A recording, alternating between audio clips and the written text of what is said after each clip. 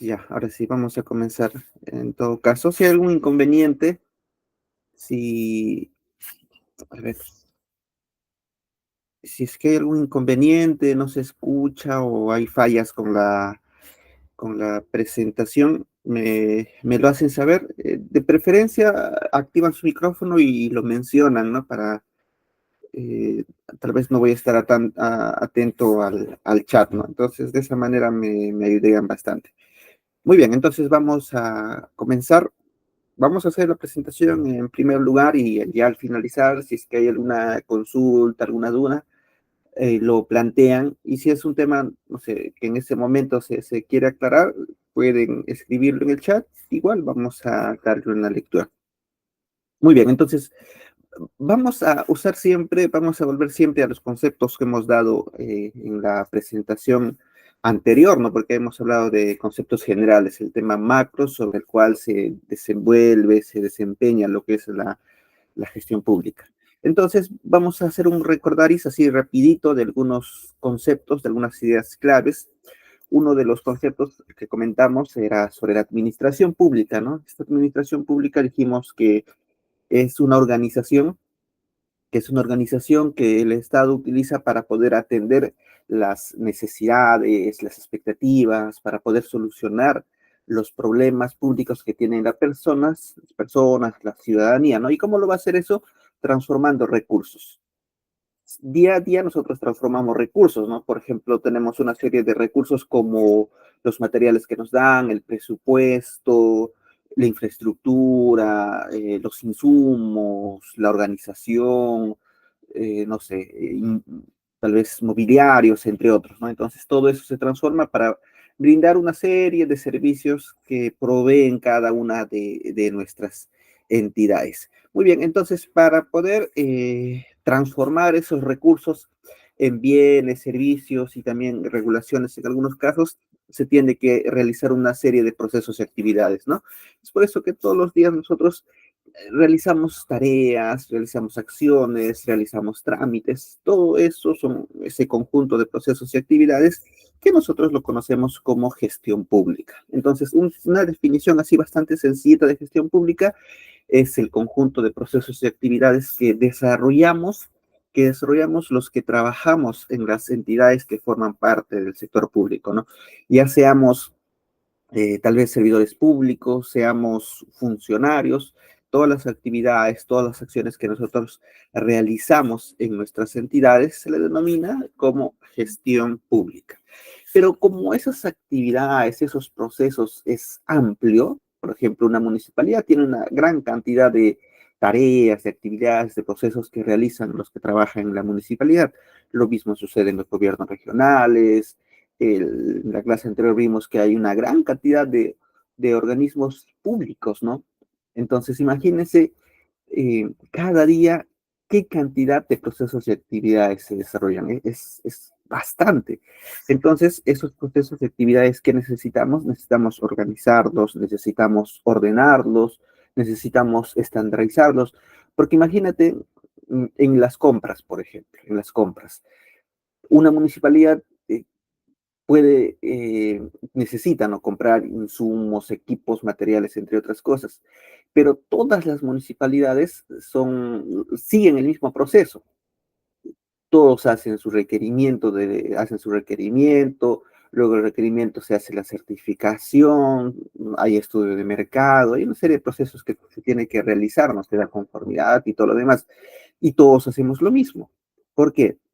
Porque el proceso de compras ha sido estandarizado y todos vamos a seguir los mismos pasos, no importa en la institución que nos encontramos. ¿Cómo se ha logrado eso?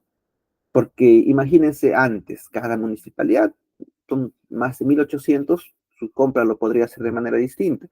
Lo mismo, ¿no? Con los otros recursos que tenemos en el sector público. Entonces, ¿cómo ordenamos, cómo estandarizamos nuestros procesos y actividades tan amplias que tenemos en el sector público? Lo hacemos a través de los sistemas. Estos sistemas nos permiten, ¿no? Lograr unificar, estandarizar estos procesos. Pero cuando hablamos de sistemas, a veces hay la confusión, ¿no? hablamos tal vez del CIAF, del SIGA, del SEACE, del CIAGIE y otros sistemas más que tenemos, ¿no? Estos sistemas no están relacionados con los sistemas informáticos. Es lo primero que nosotros a veces vinculamos cuando escuchamos sistemas, ¿no? Es la parte informática. Estos sistemas no se refieren a esa parte, la parte informática, a la parte de las tecnologías. Estos sistemas se refiere o son un conjunto de principios, de normas, de procedimientos, de técnicas y de instrumentos mediante los cuales se van a ordenar, se van a organizar las actividades que realizamos en las entidades públicas. Si hablamos, por ejemplo, del Sistema Nacional de Presupuesto, tiene principios. Los sistemas que más cantidad de principios tiene, por ejemplo, el principio de multianualidad, el principio de equilibrio presupuestal, equilibrio fiscal, el principio de orientación a la ciudadanía, entre otros, ¿no? El sistema de tesorería también tiene sus propios principios, el de inversiones también. Y así, cada uno de estos sistemas, yo estoy haciendo énfasis ahorita a los administrativos, luego vamos a hablar a los funcionales, pero también tienen sus propios principios. La parte normativa está relacionada a que tenemos para la operatividad de cada sistema, tenemos directivas, ¿no? O sea, todos los entes rectores emiten directivas, actualizan cada cierto tiempo estas directivas. Tenemos los procedimientos, tenemos técnicas. Esto, por ejemplo, todos los años se mejora, se actualiza. Las directivas, si hablamos de presupuesto, por ejemplo, todos los años se aprueba una directiva de ejecución presupuestal. El 2024 tenemos nuestra propia directiva. Para el 2025 también vamos a tener otra directiva. Muy bien, también tenemos instrumentos, ¿no? Hay manuales, hay fichas, por ejemplo, en inversiones se trabaja bastante con las fichas. Entonces, ¿qué son esas fichas? Son instrumentos. Entonces, todo ello forma parte de estos sistemas mediante los cuales vamos a organizar las actividades que desarrollamos en la administración pública. Muy bien, y estos sistemas se subdividen en dos. Tenemos por un lado los sistemas funcionales y por el otro tenemos los sistemas administrativos. Los sistemas funcionales están relacionados con el cumplimiento de las políticas públicas. Y mencionamos en la clase anterior, ¿no? Que las políticas públicas es la decisión que toma el gobierno ante un problema público. Entonces, mediante estos sistemas funcionales se busca que se cumpla esas decisiones que se ha tomado. Ahora, normalmente cuando hablamos de políticas públicas, requiere la participación no de un solo sector, no de un solo ministerio, no de un solo nivel de gobierno, sino que participan, ¿no? En su mayoría de casos, más de un ministerio. ¿Por qué? Porque los problemas son complejos. Un problema público no lo puede solucionar una sola entidad. Muy bien, entonces, si los sistemas funcionales buscan el cumplimiento de las políticas públicas, pues necesitamos un soporte, necesitamos un respaldo, alguien que nos dé los materiales, los insumos que se necesitan para poder implementar estas políticas.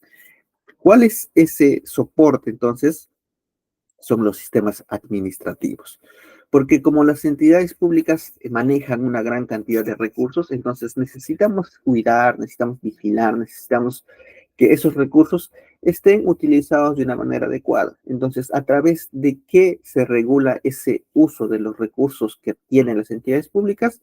A través de los sistemas administrativos. Entonces, cuando escuchamos sistemas funcionales, directo vinculemos políticas públicas. Cuando escuchamos sistemas administrativos, vinculémoslo directamente con uso de recursos. Muy bien. Cada uno de estos sistemas, ya sea funcional o ya sea administrativo, tiene sus entes rectores. Es quien conduce, es quien dirige, es quien evalúa, es quien actualiza, es quien da la asistencia técnica, ¿no? Muy bien. Entonces, ¿qué atribuciones tiene? Rapidito vamos a leer esta parte. En primer lugar, programa, dirige, coordina, supervisa y evalúa la gestión del proceso. Entonces, cada uno de estos sistemas tiene sus propios procesos y el ente rector es quien va a realizar todo esto. También emite normas, ¿sí? Todo ente rector tiene la potestad de emitir normas y estas normas tienen que implementarse a nivel nacional dentro del ámbito que les corresponde. También actualiza y sistematiza la normatividad, ¿no? Esto está relacionado, por ejemplo, con eh, algunas entidades o algunos entes rectores emiten una gran cantidad de normativa.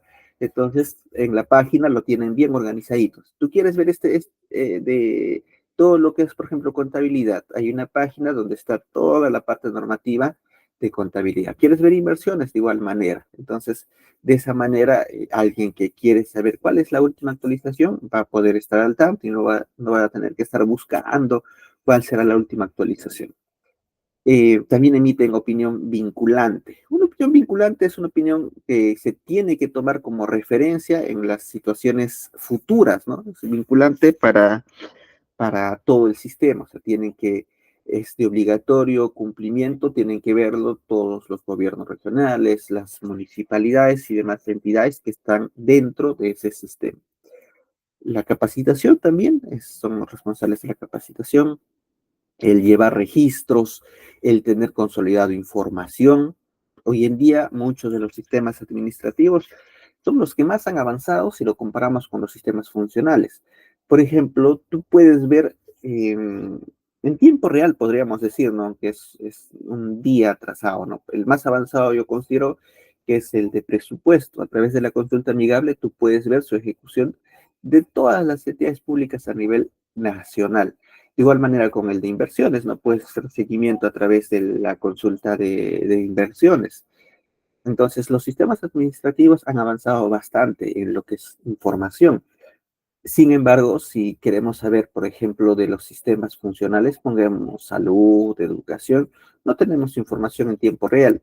Y peor otros sectores, ¿no? Si vamos, por ejemplo, a la agricultura, si vemos en el tema, no sé, de población vulnerable, no hay sistema, no se tiene consolidada esa información. Eso lo hemos visto, por ejemplo, en la pandemia. En la pandemia, como se perdió una gran cantidad de puestos de trabajo, empresas cerraron, entonces el gobierno decidió apoyar. ¿Y qué dijo? A las municipalidades y también al MIDIS y otras entidades que están relacionados con este sector. Necesitamos información de las personas que están en esta situación crítica. Y no había, ¿no? Es por eso que ha habido personas que necesitando no han recibido ese bono y otros que sin necesitar sí han recibido. Entonces, en lo que es el tema de información, los sistemas administrativos están mucho más avanzados que los sistemas funcionales. Luego, vamos a comentar por qué, ¿no? Hay un motivo del por qué no hay esa diferencia entre estos dos sistemas en lo que corresponde a la data, a la información. Supervisa y da seguimiento también a que se cumpla la normativa, ¿no?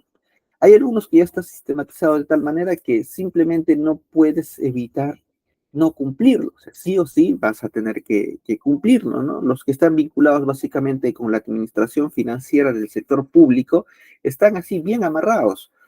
Por ejemplo, tú quieres hacer una compra de no sé, por ejemplo, combustible.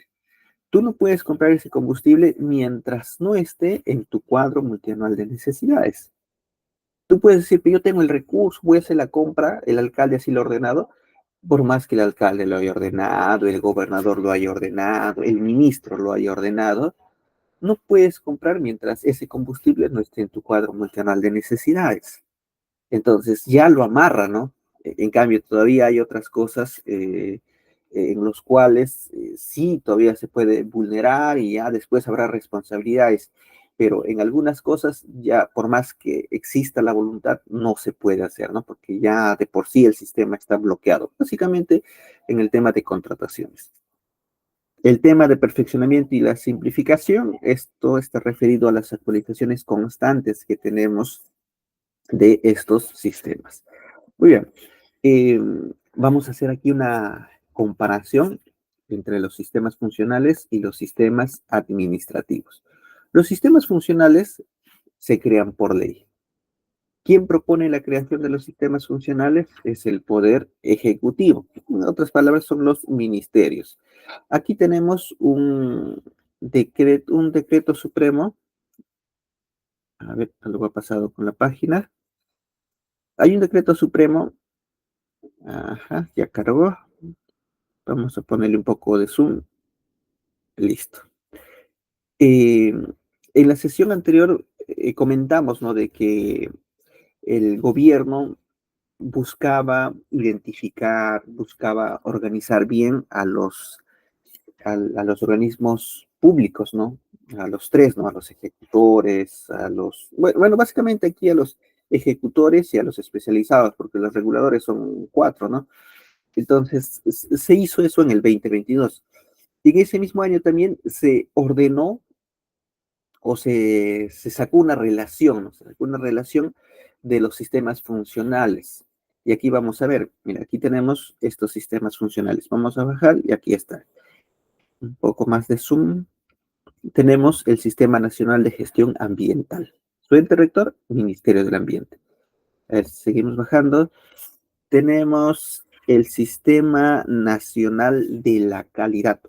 Sistema Nacional para la Calidad. ¿Quién es su ente rector? El Instituto Nacional de Calidad, INACAL. ¿Qué más tenemos? Tenemos el Sistema Nacional de Archivos. Su ente rector, el Archivo General de la Nación. Sistema Nacional de Museos, de Bibliotecas, de Demarcación Territorial, Transformación Digital, de Inteligencia Nacional, ¿ok? Sistema Nacional de Inteligencia Nacional. Esto de lo que es la inteligencia, el servicio de inteligencia es este, ¿no? El Sistema Nacional, el Sistema de Inteligencia Nacional. ¿Quién es su ente rector? La Dirección Nacional de Inteligencia. El Sistema Nacional Integrado de Protección del Consumidor, de Estadística, entre otros. ¿Cuántos sistemas funcionales en total tenemos? 33 sistemas funcionales. Y estos pueden crearse nuevos sistemas, ¿no? De acuerdo a la necesidad que se identifique. Los sistemas administrativos también han sido creados por una ley, ¿no? Esta es la Ley Orgánica del Poder Ejecutivo, del 2007, la Ley Lope. Y ahí se establece que son 11 los sistemas administrativos. Entonces no puede crearse un 12A o un 13A, son 11 los sistemas administrativos. Muy bien. En cuanto a la finalidad, los sistemas funcionales dijimos que están orientados o buscan el cumplimiento de las políticas públicas. Y las políticas públicas están orientados hacia las personas. Ah, muy bien. Listo. Entonces, sistemas funcionales hacia las personas. Y los sistemas administrativos regula el uso de los recursos. ¿Dónde usamos los recursos? Dentro de la entidad. Entonces, aquí tenemos una diferenciación así bastante sencillito. Sistemas funcionales para afuera, para las personas. Y sistemas administrativos para la gestión interna dentro de la entidad. En cuanto a los integrantes, en esto y en la última parte de esta comparación voy a explayarme un poco más. En cuanto a los integrantes, los sistemas funcionales, al estar relacionados con las políticas públicas y las políticas públicas para su implementación tienen una serie de instrumentos, por ejemplo, los programas sociales son instrumentos, los proyectos de inversión son instrumentos, los planes también son instrumentos que permiten implementar políticas públicas.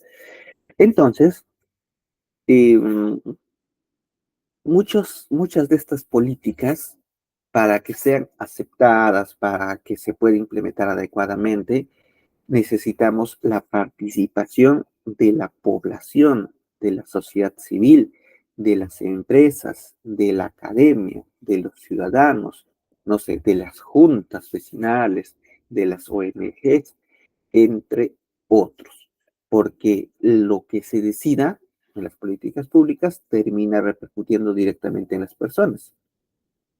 Muy bien, entonces sus integrantes incluye a la sociedad civil, a la parte del sector privado. En cambio, los sistemas administrativos, en su gran mayoría, hay ciertas excepciones, pero en su gran mayoría está conformado exclusivamente por entidades del sector público.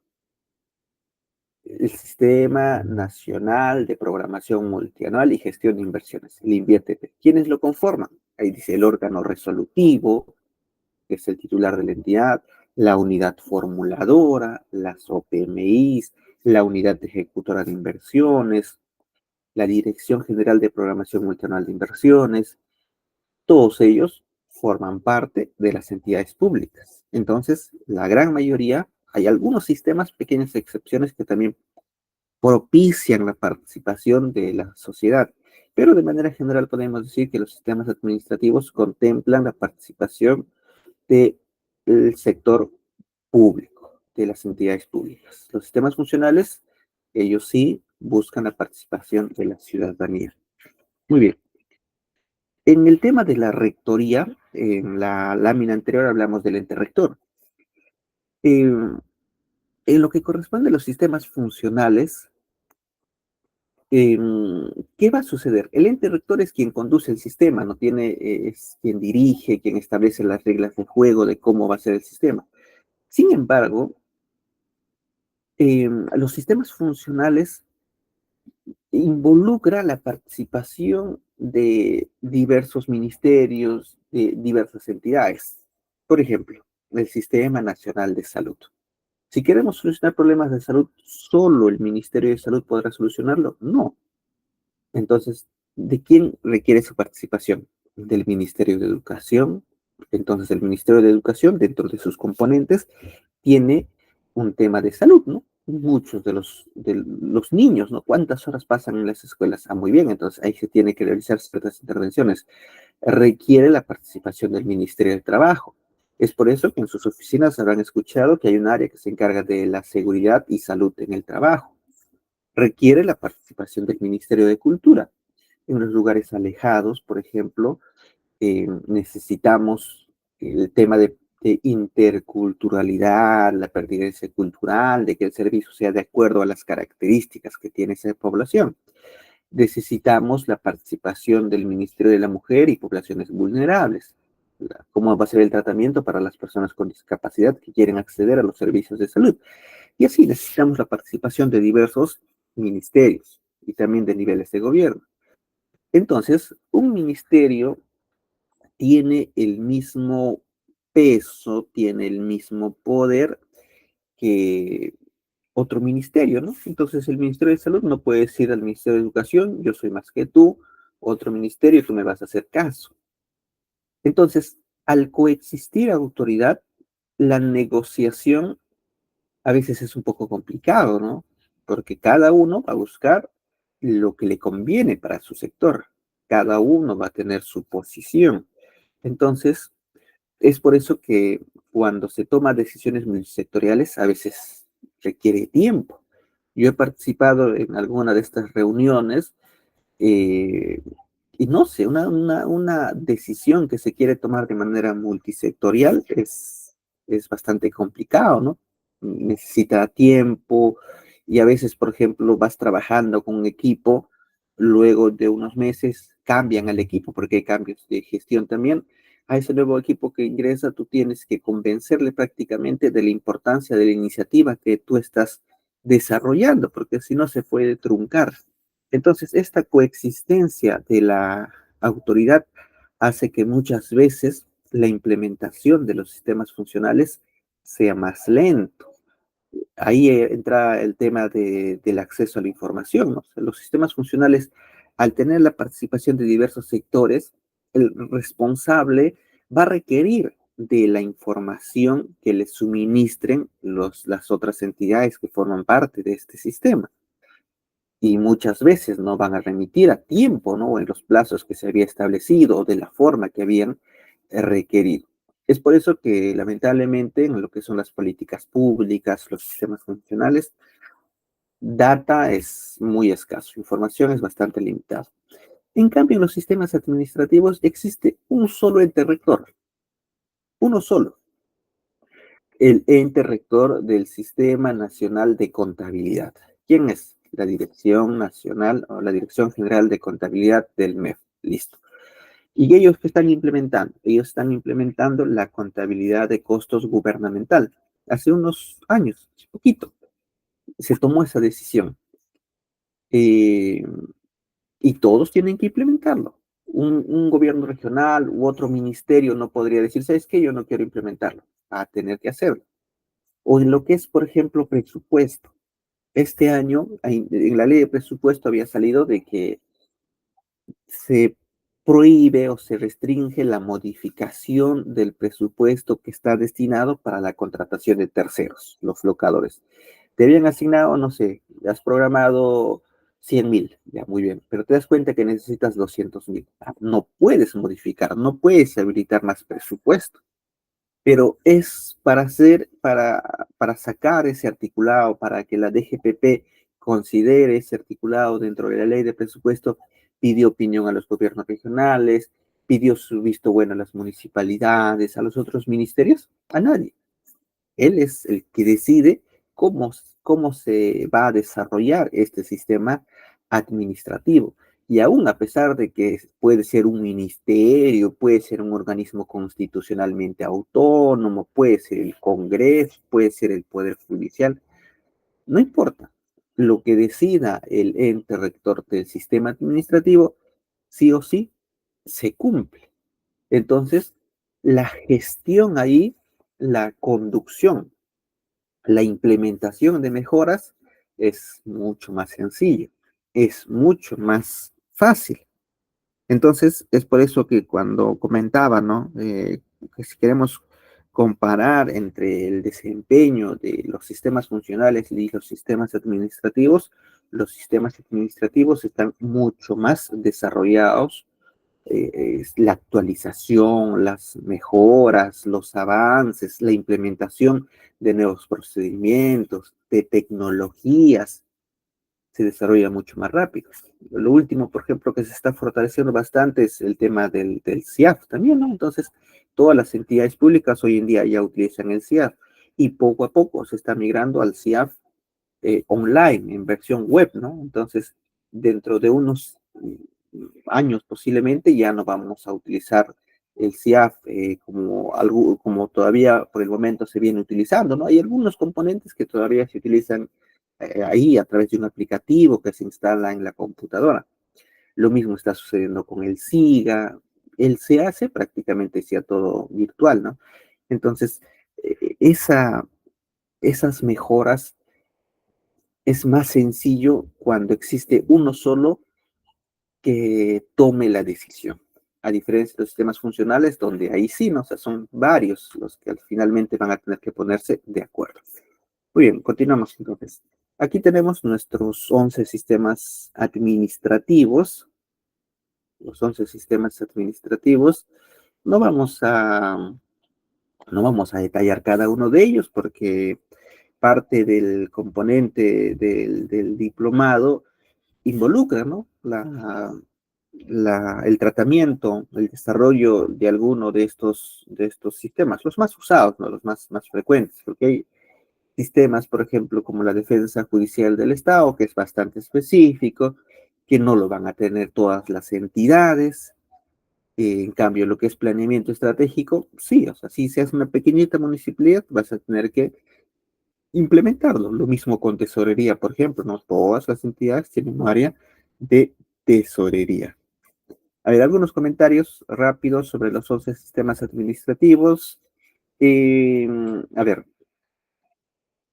la entidad o el ministerio que tiene más sistemas administrativos a su cargo es el Ministerio de Economía y Finanzas. Ahí está, por ejemplo, abastecimiento, presupuesto, tesorería, endeudamiento, contabilidad e inversión. De los 11 sistemas, más del 50%, más de la mitad, está dentro de un ministerio. Es por eso, ¿cuál es el ministerio más poderoso? ¿Cuál es el ministerio que tiene más influencia sobre los otros ministerios? Es el MEF. Eh, los otros ministerios no pueden estar sin el MEF, no podrían funcionar sin el MEF, porque es el financiador, ¿no? Pero el MEF sí podría seguir funcionando si es que desaparece un ministerio, no hay ningún problema. Entonces, a este tipo de ministerios, y algo por ahí está sucediendo también, por ejemplo, con el MIDIS. El MIDIS está jalando un poco de salud, un poco de educación, ahí se está metiendo, ¿no? Entonces, cuando existen así tipo de ministerios que son fuertes, que son poderosos, que tienen influencia bastante sobre los otros ministerios, ya se les consideraría como supraministerios, ¿no? ¿Debería ser así? Creo que no, ¿no? O sea, ¿por qué debería de consolidarse este poder en un solo ministerio? Pero bueno, sí funciona en el Perú nuestros sistemas administrativos. El sistema administrativo que después de muchos años tuvo su ente rector es el de abastecimiento. Desde que fue mencionado en el 2007, hasta el 2018 no tenía un ente rector. Por un tiempo, abastecimiento se pensaba que su ente rector era OCE, y muchas personas todavía siguen pensando que OCE es el ente rector de abastecimiento. Su ente rector recién se designó en el 2018, que es la Dirección General de Abastecimiento, y como tal, recién se está implementando algunas mejoras, algunos cambios, ha absorbido funciones, por ejemplo, de la SBN, el Sistema Nacional de Bienes Estatales, ha absorbido las funciones de este nuevo sistema. El de presupuesto ya es conocido, tesorería, ayuda en todo lo que es la parte de recaudación de ingresos, endeudamiento, si es que te falta presupuesto. Otro comentario sobre la gestión de recursos humanos. Este es un caso particular, o sea, si bien es cierto, no está escrito, pero en la práctica es de esta manera. En la práctica yo considero que este sistema de gestión de recursos humanos tiene dos entes rectores. Por un lado, todos conocemos que es servir su ente rector, pero servir no entra a tallar en la parte fiscal, en la parte presupuestal. Por ejemplo, tú tienes una duda, tú eres la entidad y tienes una duda, tu trabajador, no sé, trabajó 2 meses con 29 días. Listo. Entonces, tú no sabes, como ya estamos a fiestas patrias, que recibimos los que estamos en el sector público un aguinaldo. Entonces, tú dices, le corresponde, no ha cumplido los 3 meses, le corresponde que le dé el aguinaldo completo. Como tienes las dudas, entonces tú haces la consulta a Servir. Y Servir te va a responder de que ellos en materia de presupuestal, en materia de compensaciones, en materia fiscal, todo eso, ellos no emiten opinión. ¿Quién es el que emite opinión? ¿Quién es el responsable de esa parte, de parte del dinero? ¿Quién es? Es la Dirección General de Gestión Fiscal de Recursos Humanos, que pertenece al MEF.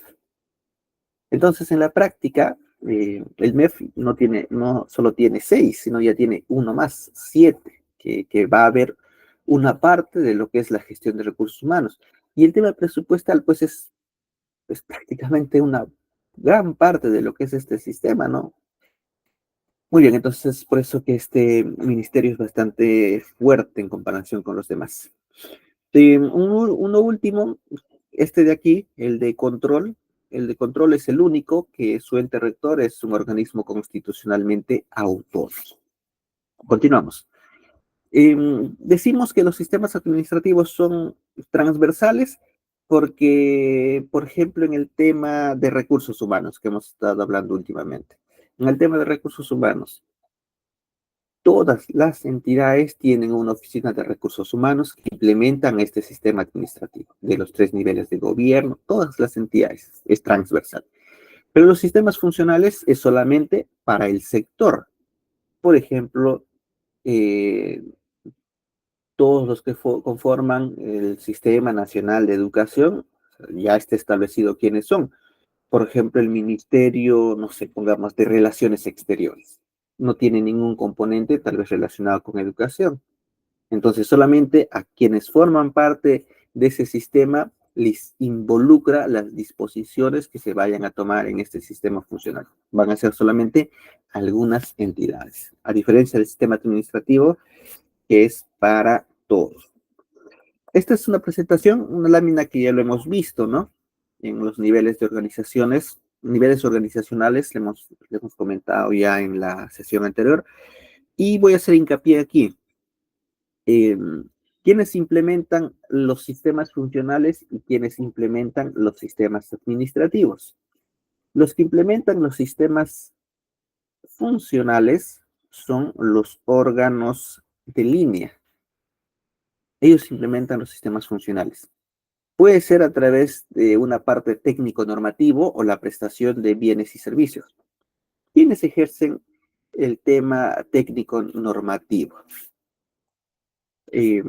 Por ejemplo, en lo que es, a ver, ¿qué sector tomamos? Agricultura, por ejemplo. Agricultura saca sus disposiciones, saca sus normas, saca sus procedimientos. El Ministerio de Desarrollo Agrario. Pero ellos no dan el servicio. SENASA, por ejemplo, sería el que da un servicio, ¿no? Pero el Ministerio de Desarrollo Agrario, Midagri, no da un servicio, sino de qué se encarga, de la parte técnico-normativa.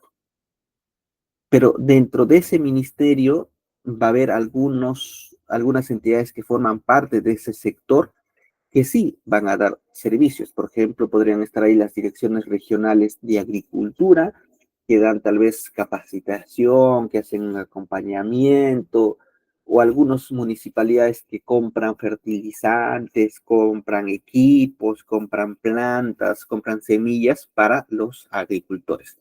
Ellos forman parte de ese sistema de agricultura, podemos decir que es, y que proveen bienes y también servicios de dos tipos entonces, ¿no? Puede ser técnico normativo o la prestación más operativa que te da el bien o servicio.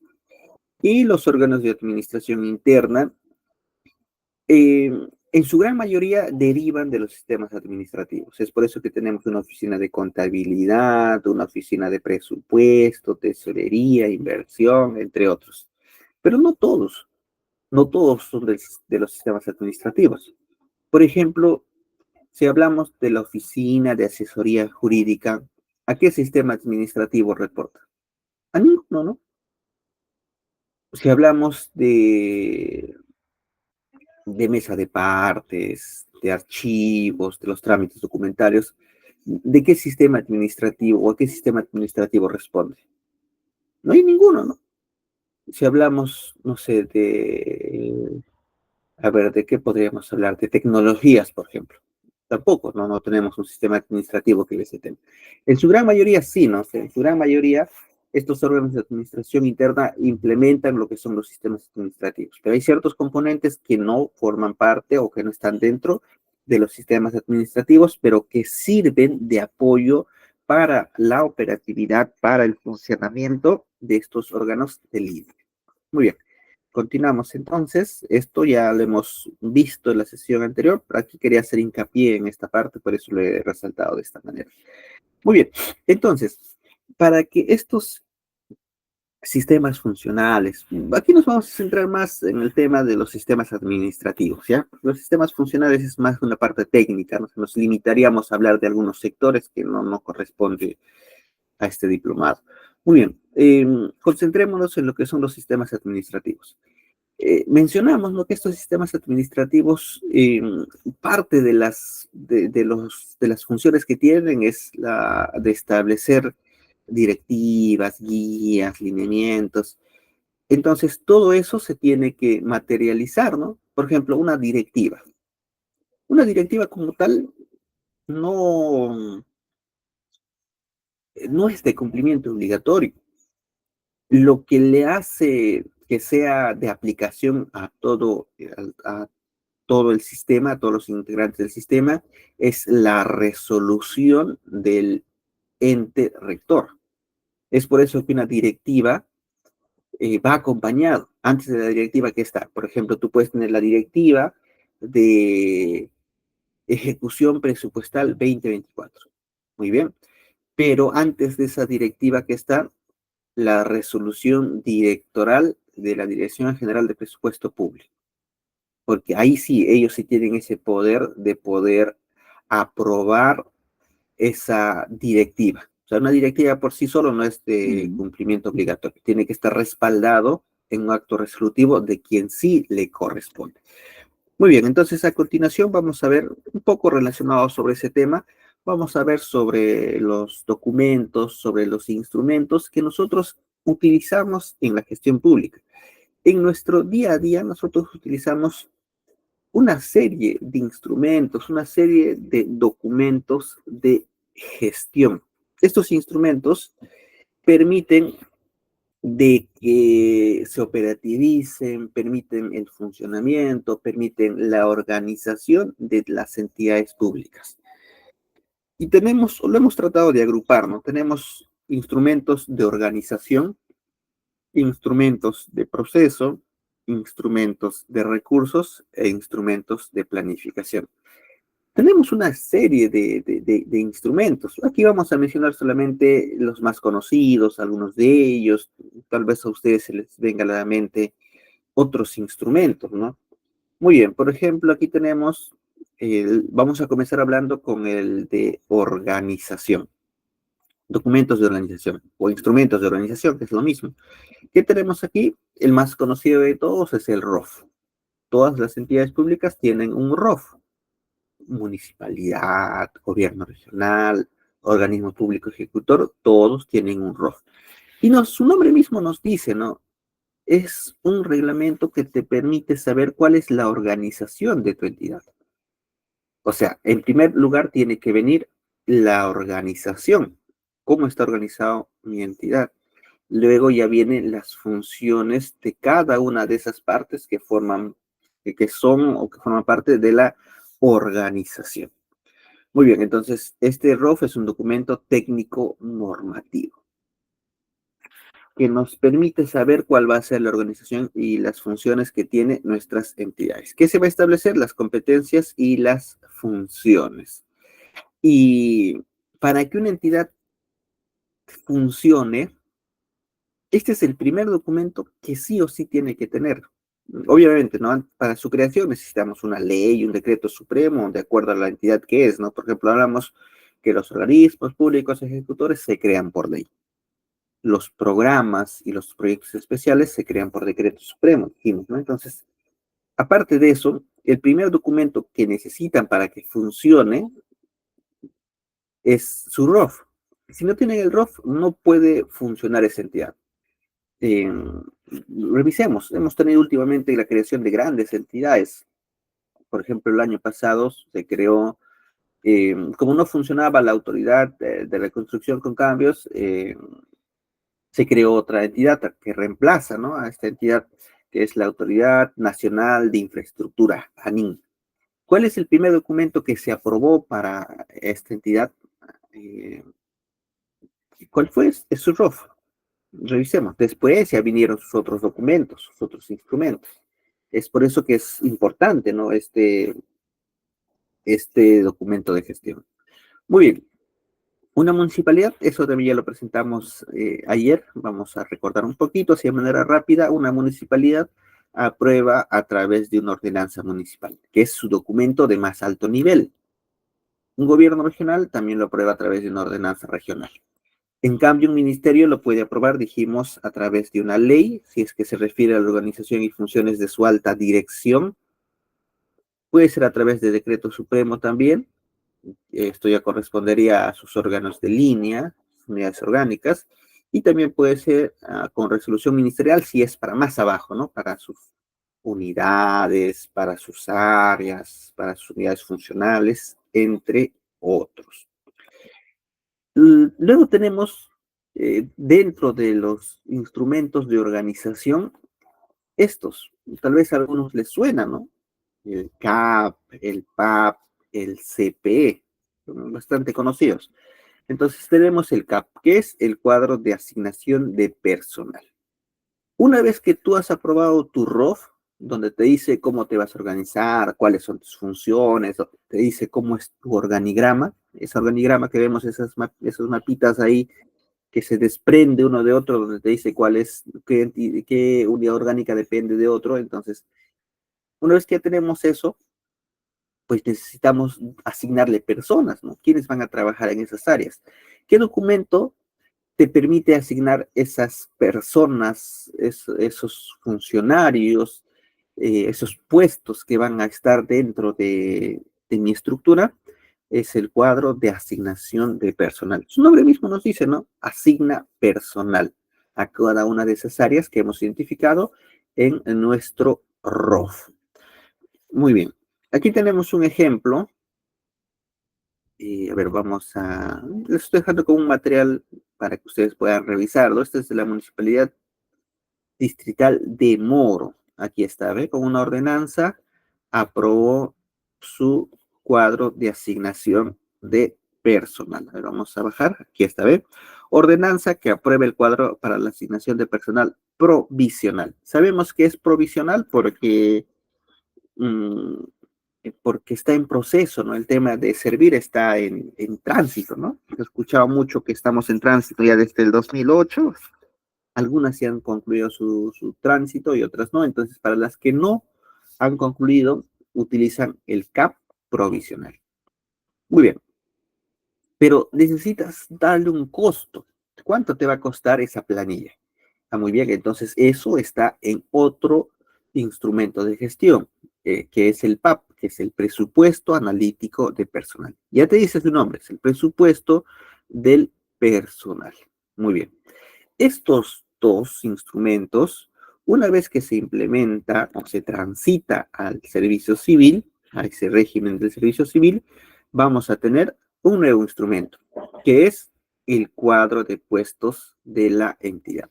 Mira, el CAP lo aprobó aquí la municipalidad, el PAP también lo está aprobando. A ver, en este caso, esto es de un gobierno regional de Puno, lo está aprobando con una resolución ejecutiva regional.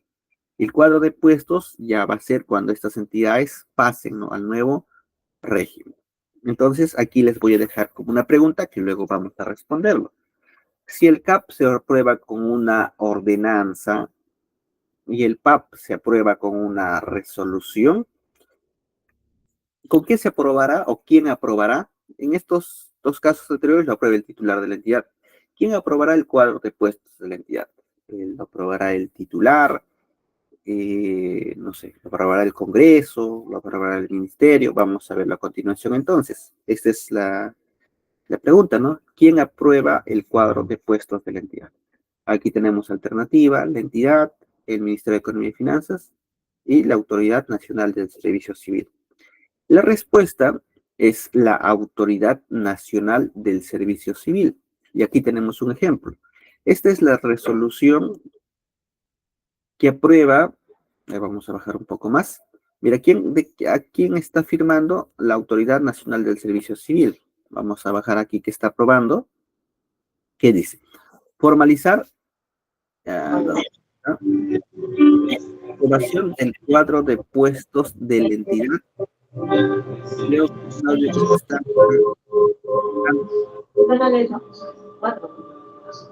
Por favor, no sé quién es. No sé si podemos...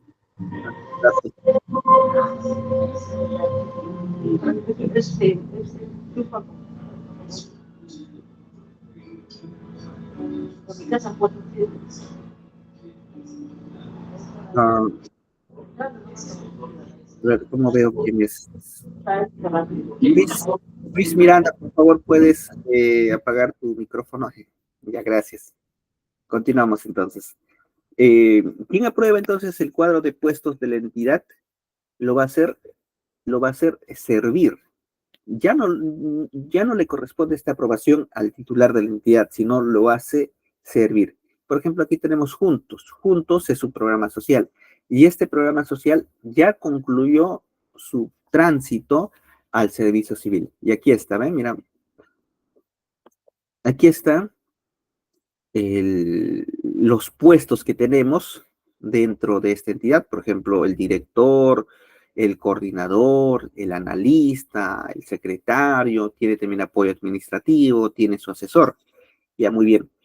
Pero juntaba también a la parte presupuestal. ¿Dónde está eso? Aquí está, ¿ve? ¿Cuánto nos cuesta tener toda esta planilla de la alta dirección? O estos son, a ver, ¿dónde? De la dirección ejecutiva. Muy bien. Aquí está, ¿ves? Su remuneración, nos habla, también tiene uno mensualizado, de manera general, ¿no? O sea, no da los conceptos. Entonces, aquí ya tenemos de cuánto es que nos cuesta toda esta planilla. Muy bien. Continuamos entonces, ya tenemos esta información. Continuamos. Ahora vamos a ver el otro tipo de instrumentos, que son los de proceso. En cuanto a los instrumentos o documentos de proceso, tenemos el más famoso, que siempre lo hemos escuchado, el MAPRO, ¿no? El Manual de Procesos. Entonces, si hablamos de procesos de manera general, podemos decir que es un conjunto de actividades que están interrelacionadas, que interactúan entre ellos para generar algún bien o servicio, ¿no? Este proceso es lo que te permite transformar insumos de entrada en bienes o servicios. Hay un proceso donde se transforma estos recursos. Muy bien. Entonces nosotros en lo que es el sector público tenemos tres tipos de procesos. tenemos procesos misionales, que es la razón de ser de la entidad. Se llama procesos operativos o misionales.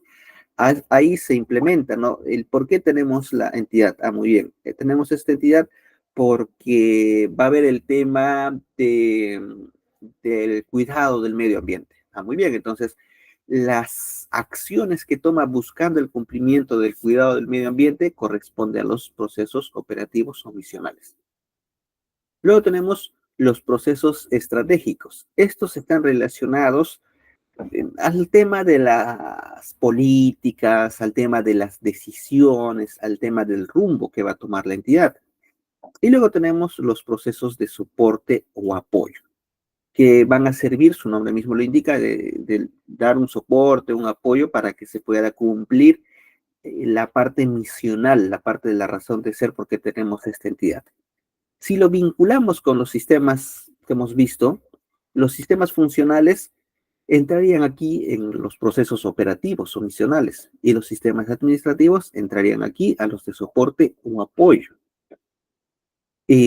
También vimos cómo se estructura una entidad o cualquiera de las entidades. Tenemos alta dirección, primer nivel, segundo nivel, ¿no? Entonces, los que se encargan de la parte estratégica es la alta dirección. El, ahí está, no hablamos, por ejemplo, de una municipalidad, está el consejo municipal, la alcaldía, el gerente municipal. Lo mismo en un gobierno regional, ¿no? Tenemos la alta dirección. Ellos se encargan de esta parte. Entonces, lo podemos ver desde diversos ángulos y vamos a ver, aquí estamos viendo la parte de los procesos, se vincula también con los sistemas funcionales, con los sistemas administrativos, se vincula también con la organización que tienen las entidades públicas. Ya, continuamos. Pasos para determinar Pasos para determinar los procesos. Aquí tenemos un resumen de cómo se determinan los procesos. Este tema de los procesos lo vamos a hablar más a detalle cuando hablemos de la gestión por procesos, ¿no? Una nueva, bueno, no tan nueva, ¿no? Desde el 2018 ya se tiene, o además antes todavía se tiene ese término de procesos, ¿no? Desde la Política Nacional de Modernización de la Gestión Pública de 2013 ya se contempla, ya se menciona el tema de la gestión por procesos, ¿no? Era uno de los pilares de esta política de modernización. Pero como directiva recién se aprobó, o como un lineamiento, como una guía, recién se aprobó el 2018. Y muchas municipalidades, muchos gobiernos regionales todavía no han terminado de implementarlo, ¿no? Muy bien, entonces eso lo vamos a tratar a detalle cuando hablamos ya de la parte de la gestión por procesos. Aquí un resumen así bastante general de cómo se determinan los procesos. En primer lugar, identificamos los productos. ¿Cuáles son los productos? Los productos son los bienes y servicios que recibe la población. Cada entidad que existe tiene un servicio que entrega a la población. Ah, muy bien, entonces identificamos nuestros productos, los servicios que damos a la población. Obviamente no vamos a poder intervenir en todos, entonces vamos a tener que hacer como una priorización, ¿no? Muy bien. Luego, como paso número 2, vamos a determinar los procesos. Y aquí hay que tener en consideración los tres tipos de procesos, ¿no? Los operativos, los misionales, los estratégicos y los de soporte o apoyo. En tercer lugar, tenemos que hacer una categorización de estos procesos. Y para eso vamos a determinar cuál es el objetivo del proceso, quién es el dueño del proceso, ¿no? ¿Qué dirección, qué unidad orgánica se encarga del desarrollo de ese proceso? ¿Qué elementos tenemos o qué insumos necesitamos para desarrollar esos procesos? Se los denomina como elementos de entrada. ¿Qué actividades, qué tareas se desarrollan dentro del proceso? ¿Cuál es el resultado de ese proceso? ¿Cuál es el servicio que va a recibir la población? Aquí está, ¿ve? ¿Quién es el receptor? ¿Qué recursos utilizamos? Los controles que se utilizan. Vamos a tener que establecer también indicadores. Entonces aquí es lo más pesado, lo más tedioso, donde mayor trabajo se realiza. Luego, en el número 4, vamos a determinar la secuencia de la interacción. Aquí básicamente lo vamos a trabajar en un mapa de procesos. Eso también cuando hablemos de la parte de gestión por procesos, vamos a ver algunos mapas de procesos. Y finalmente, esto tiene que ser aprobado, O sea, nuestro manual de procesos tiene que ser aprobado y también internamente tiene que ser implementado, ¿no? Muy bien. Continuamos. Como les digo, esto lo vamos a desarrollar más a fondo luego. El otro instrumento de gestión que tenemos relacionado con la parte de procesos es el famoso TUPA. Todos nosotros hemos escuchado el TUPA, ¿no? El texto único de procedimientos administrativos. Hagamos una diferenciación entonces entre el MAPRO y el TUPA. Ambos son procesos. Muy bien, ¿cuál es la diferencia? Que el MAPRO, hemos visto, ¿no? Identificamos nuestros procesos operativos, o procesos operativos o misionales, nuestros procesos estratégicos de soporte. ¿Dónde se identifica todo eso? ¿Quién va a usar todos esos procesos? Es dentro de la entidad. El personal que trabaja dentro de la entidad va a hacer uso de ese instrumento.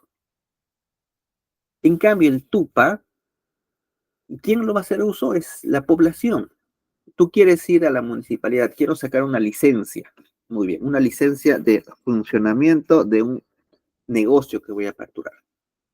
Entonces, tú tienes que saber dónde vas a hacer el trámite, cómo se presenta el documento, cuánto es el costo, cuánto tiempo demora, si hay alguna observación, eh, cómo voy a hacer el levantamiento de esa observación, si me denegan, a dónde apelo, si es de procedimiento, si es su aprobación es de manera automática, si hay silencio administrativo positivo. Todos esos detalles el ciudadano necesita saberlo, ¿no? Y eso tiene que estar publicado, eso tiene que estar de fácil acceso a la ciudadanía. ¿Cuál es el documento entonces que consolida toda esa información que necesita la población para poder interactuar con la entidad pública? Es el TUPA. Entonces, una diferenciación, MAPRO es para los que trabajan en la entidad y TUPA es para la población. Hay otro término también, el TUSNE, que también es interesante, es también para procesos, pero en este caso es para aquellos que puede ser proveído tanto por el privado como el público. Un ejemplito para hacer una diferenciación entre el TUPA y el TUSNE. En el TUPA vamos a encontrar, por ejemplo,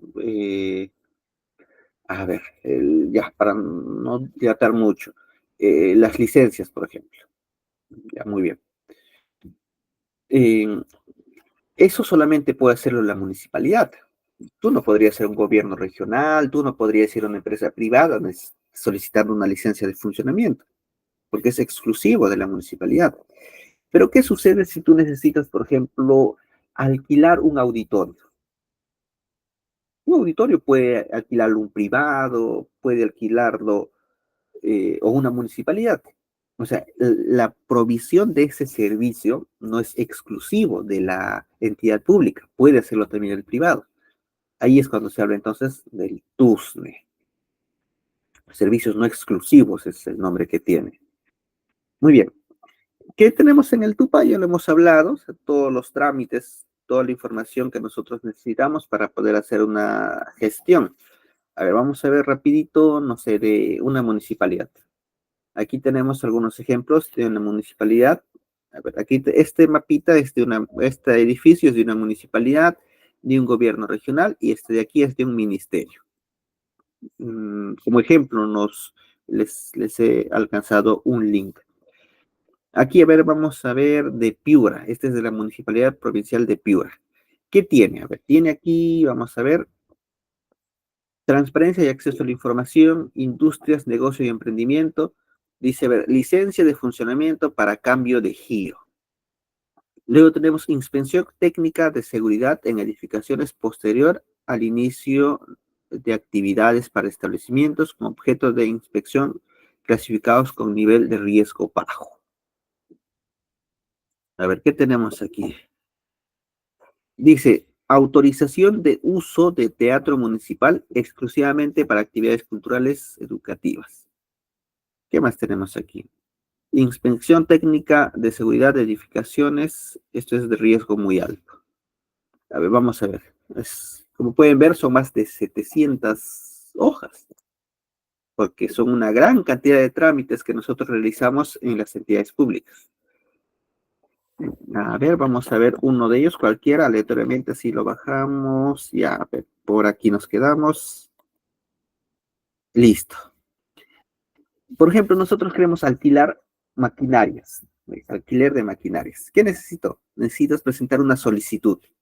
Listo. Entonces, ¿qué debe ir en esa solicitud? Aquí nos dice, debe ir las horas requeridas, debe ir la fecha en la que se requiere, debe ir nombres completos, DNI, si es que tiene representante, también nos pide requisitos, la expresión concreta del requerimiento, la dirección donde se va a notificar, día y número de recibo de pago.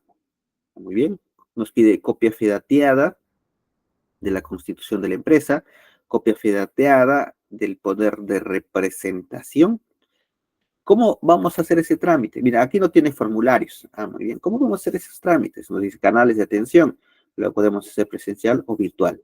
¿Cuánto tenemos que pagar? ¿No? Aquí dice, si queremos un cargador frontal, 131 soles, de 120 caballos de fuerza. Hay de 145, 160. Quiero una moto niveladora. Está más, 154. Rodillo, tractor. Interesante, entonces, si nosotros queremos utilizar esos equipos. ¿En cuánto tiempo nos atienden? Nos responden 5 días. Calificación del procedimiento. Nos dice evaluación previa, silencio administrativo positivo. Si vencido el plazo de atención no obtiene respuesta, la petición se considera aprobada. Entonces, sabiendo todo eso, yo ya puedo hacer mi trámite. Y así, aquí tenemos también de un gobierno regional, vamos a verlo.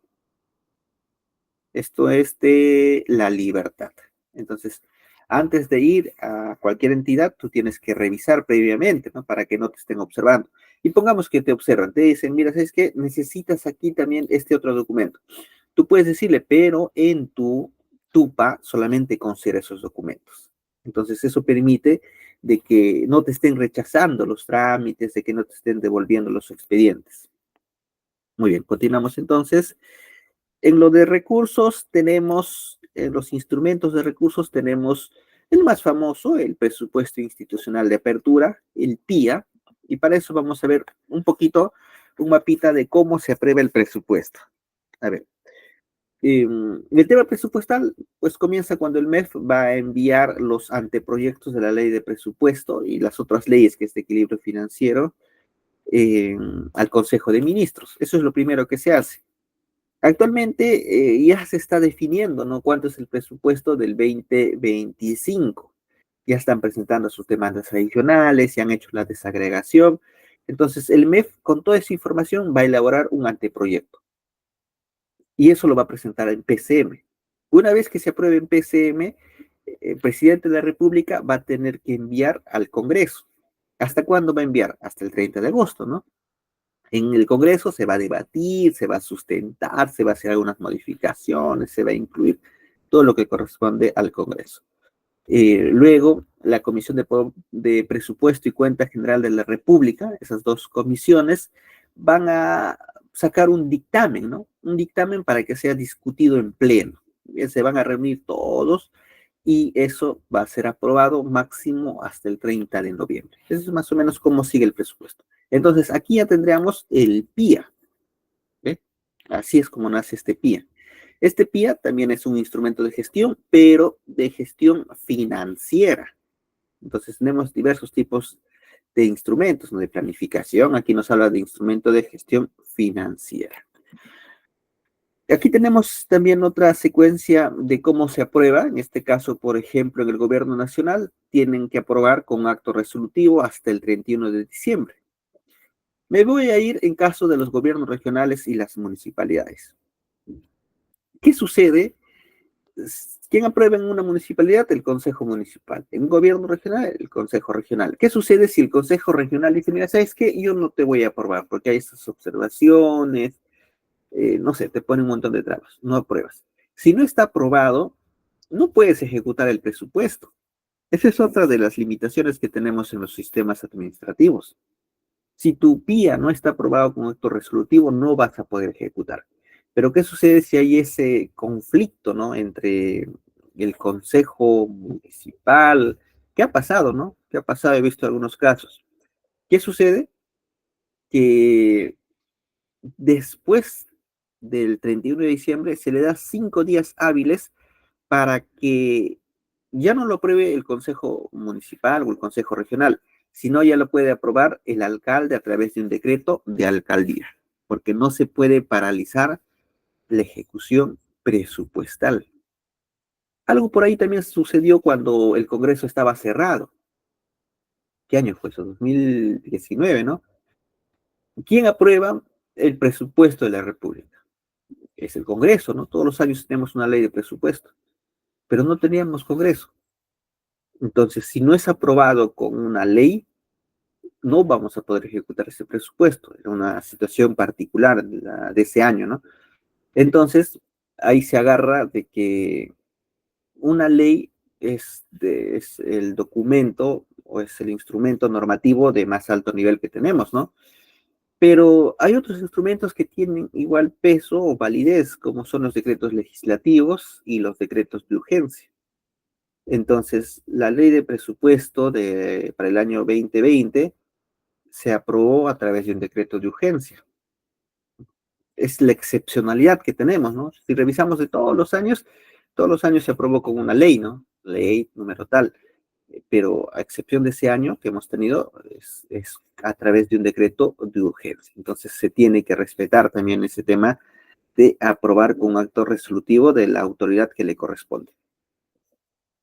Otro instrumento de recursos es el Plan Anual de Contrataciones, el famoso PAC, ¿no? En el PAC vamos a tener qué insumos, qué bienes, qué obras vamos a contratar. Por ejemplo, ¿qué vamos a tener aquí? Todos los procedimientos de selección que vamos a convocar durante el año. Pero estos tienen que estar financiados, obviamente, ¿no? Pueden ser también compras corporativas, pueden ser compras que se le ha encargado, pueden también aquí, o se publican también aquí, o se considera también dentro del PAC, los procedimientos de selección que han sido declarados desiertos. Suele suceder, ¿no? En las compras grandes se declaran desiertos. También en caso de las contrataciones que no lo vamos a ejecutar nosotros. Por ejemplo, el Perú compra bastante medicamentos de afuera, compra de otros países, ¿no? O da plata, por ejemplo, a la Organización Panamericana de la Salud para que le compre medicamentos. Eso también debe estar considerado dentro del PAC. Muy bien. También tiene sus fechas, ¿no? Tiene sus fechas. Esto lo van a ver más a detalle cuando se habla de la parte de contrataciones también. El PAC, por ejemplo, se aprueba dentro de los 15 días hábiles siguientes a la fecha de aprobación del PIA. Entonces vemos que hay una vinculación entre la aprobación del PIA y la aprobación del PAC. Tú apruebas, por ejemplo, el 31 de diciembre.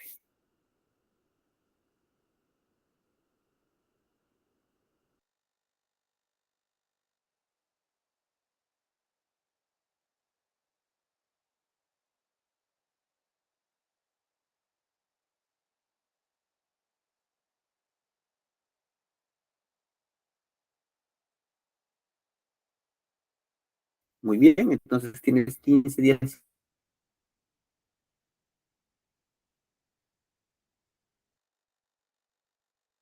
como de ese trámite. Muy bien, continuamos. Ahora también tenemos instrumentos de planificación. En estos instrumentos de planificación vamos a ver, esto lo voy a hablar cuando hablamos la parte de planeamiento, también está considerado ese tema, lo vamos a detallar más. De manera general les puedo decir que toda política para su implementación necesita de un plan. Entonces tenemos nuestras políticas de Estado. Muy bien, esas políticas de Estado se implementan a través del Plan Estratégico de Desarrollo Nacional. Luego tenemos políticas nacionales. Muy bien, podemos tener políticas que son solo del sector o que son multisectoriales. Y para eso tenemos, para las políticas nacionales, tenemos Plan Estratégico Sectorial Multianual o Plan Estratégico Multisectorial, dependiendo de qué tipo de política hablemos. Tenemos políticas regionales y ¿Cuál es su plan que le permite operativizar, implementar esta política? Es el Plan de Desarrollo Regional Concertado. Tenemos políticas locales, ¿ve? Los gobiernos locales, las municipalidades también desarrollan políticas públicas. Eso lo vimos en la sesión anterior, ¿no? Eso está relacionado con la autonomía política.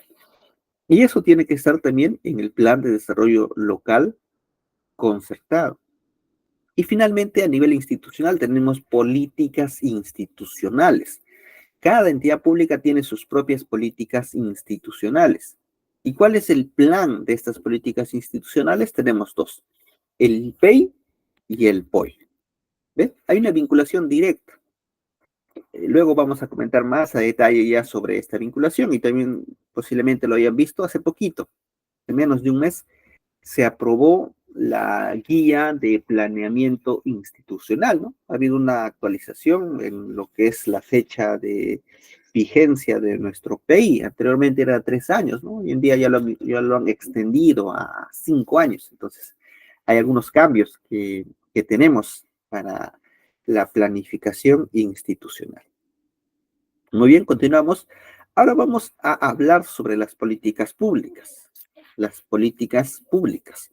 Muy bien, entonces, esta es una lámina que lo vimos en la parte inicial, ¿no? Ayer, perdón, antes de ayer, en la sesión anterior, hablamos, mostramos esta gráfica y mencionamos de que las políticas públicas eh, son las decisiones que se toman, ¿no? Y la gestión pública es cómo vamos a implementar estas políticas públicas. Muy bien, entonces hemos hablado un poco de lo que es la gestión pública, obviamente es más amplio, vamos a desarrollar ya a lo largo del diplomado, pero aquí vamos a comentar un poco sobre esta otra parte, o sea, no podemos dejar de lado, ¿no? No podemos seguir profundizando más sobre la gestión pública dejando de lado lo que es las políticas públicas, ¿no? Muy bien, entonces por eso es que a continuación vamos a hablar un poco sobre las políticas públicas, porque siempre hay esa relación, o sea, no podemos separarlos, ¿no? Hay sistemas administrativos y tenemos también sistemas funcionales. Y es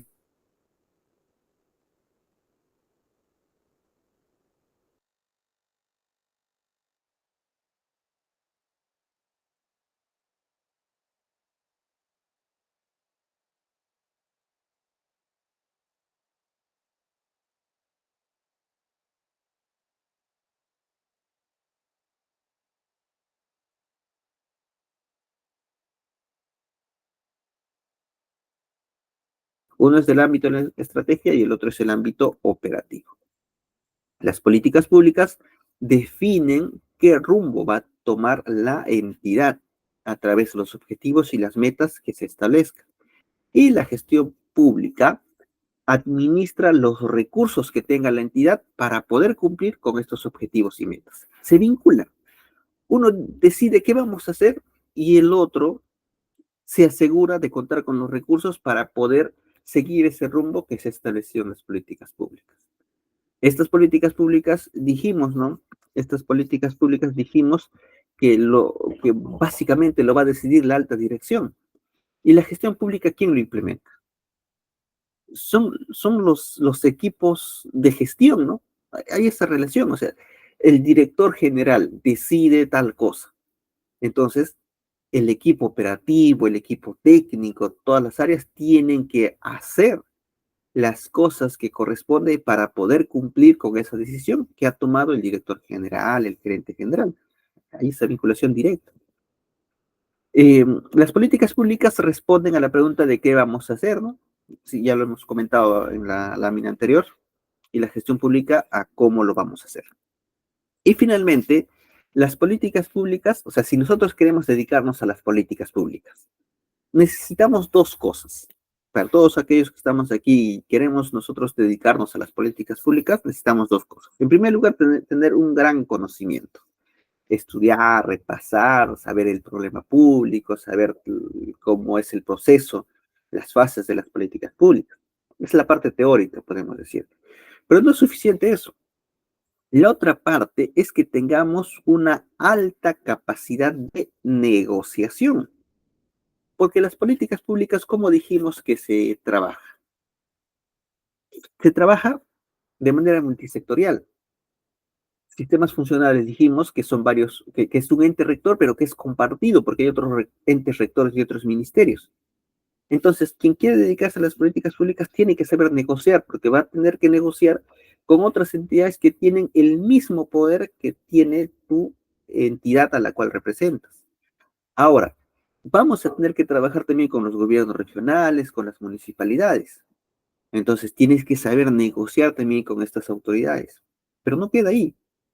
Vas a tener que también trabajar con la población, con los beneficiarios, con las empresas, con la sociedad civil, con las ONGs, con la academia. Y tienes que también saber negociar. Entonces, si queremos dedicarnos a las políticas públicas, esas dos cosas, conocimiento y buena capacidad de negociación. No es sencillo en realidad dedicarnos a las políticas públicas. En lo que corresponde a la gestión pública, necesitamos también dos cosas. Uno de ellos es el conocimiento teórico, saber qué dice el sistema administrativo, qué dicen las directivas, qué dicen las guías, las opiniones vinculantes. Si tú eres de contrataciones, por ejemplo, hay una gran cantidad de opiniones que ha emitido OCE. Muy bien, tienes que saber de todo eso. Ya, pero no es suficiente eso, no es suficiente la parte de teórica. También necesitamos aquí la palabra clave que es gestión. Tenemos que gestionar. No tengo presupuesto, me han reducido presupuesto, pero necesitamos desarrollar tal actividad. Eh, si hablamos, luego eso vamos a profundizar un poco más cuando hablamos la parte de la gestión por resultados, que es un tema sumamente interesante. Me voy a adelantar un poquito, luego voy a profundizar más. Tenemos administradores y tenemos gestores. ¿Qué nos obliga a nosotros la gestión pública? Su nombre mismo lo indica, ser gestores. Un administrador simplemente se va a encargar, tengo recursos, me encargo de administrar esos recursos que tengo. Me reducen presupuesto, ya feliz yo porque voy a tener pocos recursos que ejecutar. Pero un gestor tiene que buscar la forma de cumplir con los objetivos. Esa es la diferencia. O sea, nosotros, los que trabajamos en el sector público, tenemos que ser gestores, porque el presupuesto siempre va a ser escaso. ¿Qué hago entonces? Puedo aliarme con una empresa, puedo aliarme con una universidad, puedo aliarme con los vecinos. Luego vamos a hablar un poco más de eso. Entonces, aquí tenemos que ser nosotros gestores. Muy bien, continuamos entonces. ¿Qué tipos de políticas públicas tenemos? Tenemos cuatro tipos de políticas públicas. Tenemos las políticas públicas regulativas o reglamentarias. Estas políticas públicas regulativas, su nombre mismo lo indica, regulan nuestro comportamiento, van a dictar normas para nosotros los ciudadanos. No puedes fumar en lugares públicos, pero yo soy libre de envenenarme si quiero. Está bien, o sea, tú puedes hacerlo, pero no porque tú quieres envenenarte con el cigarro, vas a afectar a otras personas. Entonces, en lugares cerrados, en lugares cerrados, por ejemplo, ¿no? Está prohibido que fume una persona.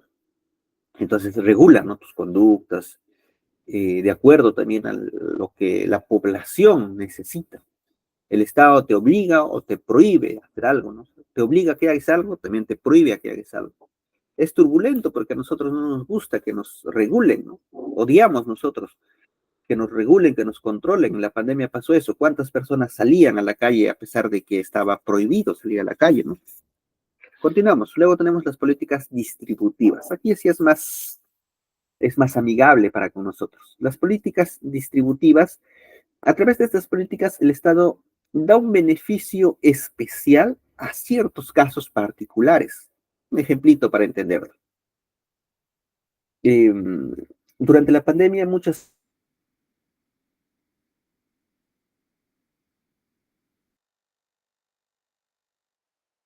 nadie salía a pasear, no hacían turismo. Estas empresas estaban por quebrar. Sacaron una ley diciendo de que ahora van a pagar solamente 8%. El normal IGB, ¿cuánto pagamos? 18%. Estas empresas de estos rubros, para que se reactiven hoy en día, están pagando 8%. Entonces, esa es una política distributiva. Darle un beneficio especial a un grupo particular que va a cumplir, obviamente, estas condiciones que te pide para poder acceder a ese beneficio. Luego tenemos las políticas redistributivas. Estas políticas redistributivas, su nombre mismo lo indica, vamos a redistribuir recursos. Vamos a redistribuir recursos.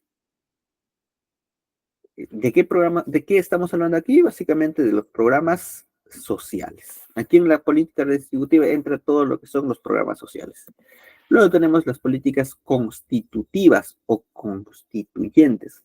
Esto está relacionado con el tema del poder, cómo se distribuye, se hacen los cambios, se hace, no sé, el Congreso aprueba ciertas cosas, quitándole poder al Ejecutivo, no sé, esas cosas donde se hace, donde se trata el tema de organización, el tema del poder, el tema de las entidades públicas.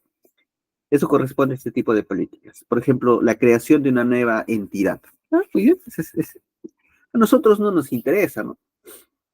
Por ejemplo, ¿cuál es la última entidad grande que se ha creado?